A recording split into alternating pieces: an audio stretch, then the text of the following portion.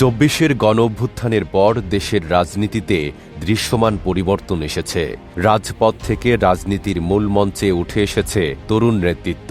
এই পরিবর্তনের কেন্দ্রবিন্দুতে রয়েছে নতুন রাজনৈতিক দল জাতীয় নাগরিক পার্টি এনসিপি।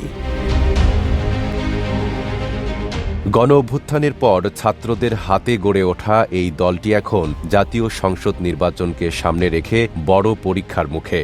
গত এক বছরে নিবন্ধন, দলীয় প্রতীক, সাংগঠনিক বিস্তার ও নির্বাচনী প্রস্তুতিতেই ব্যস্ত সময় পার করেছে এনসিপি। চলতি বছরের ২৮ ফেব্রুয়ারি রাজধানীর মানিক মিয়া এভিনিউয়ে বিশাল সমাবেশের মাধ্যমে আত্মপ্রকাশ করে দলটি। পরে ২১৭ সদস্যের আহ্বায়ক কমিটি অনুমোদন দেওয়া হয়। যদিও এক বছরে এখনও পূর্ণাঙ্গ কমিটি গঠন হয়নি, তবুও কেন্দ্র থেকে তৃণমূল পর্যন্ত সক্রিয় রয়েছে দলটির কার্যক্রম। নিবন্ধন ও প্রতীক নিয়ে শুরু থেকেই আলোচনায় ছিল এনসিপি। শেষ পর্যন্ত শাপলা নয়, শাপলাকলি প্রতীকে নিবন্ধন পায় দলটি। আর মনোবল হতে হয় স্পাদ্রিত। জেরুজালেম ২৫ বছরের পথ চলায় নিরাপদে রাখার প্রত্যয়ে। গত ৩ ডিসেম্বর নিবন্ধন সনদ গ্রহণ করেন দলের আহ্বায়ক নাহিদ ইসলাম।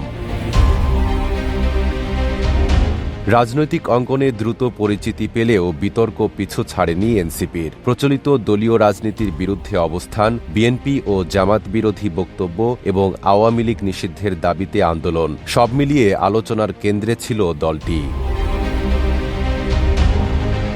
নির্বাচনী রাজনীতিতে বড় চমক হিসেবে এনসিপি ইতোমধ্যে ১২৫টি আসনে প্রার্থী ঘোষণা করেছে। ঢাকাসহ বিভিন্ন এলাকায় তাদের প্রচারণা নতুন রাজনৈতিক সমীকরণের ইঙ্গিত দিচ্ছে। পাশাপাশি ৩ দল নিয়ে গণতান্ত্রিক সংস্কার জোট গঠন করে জোট রাজনীতিতেও পা রেখেছে দলটি।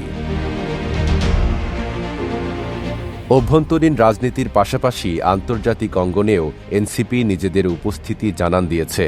যুক্তরাষ্ট্র ও ইউরোপীয় ইউনিয়নের কূটনীতিকদের সঙ্গে বৈঠক করে তারা সুশাসন ও নিরপেক্ষ নির্বাচনের দাবি তুলে ধরেছে।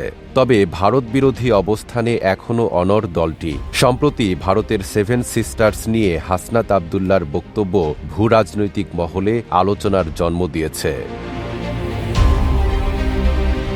নাঈম আরাবী, ঢাকা পোস্ট।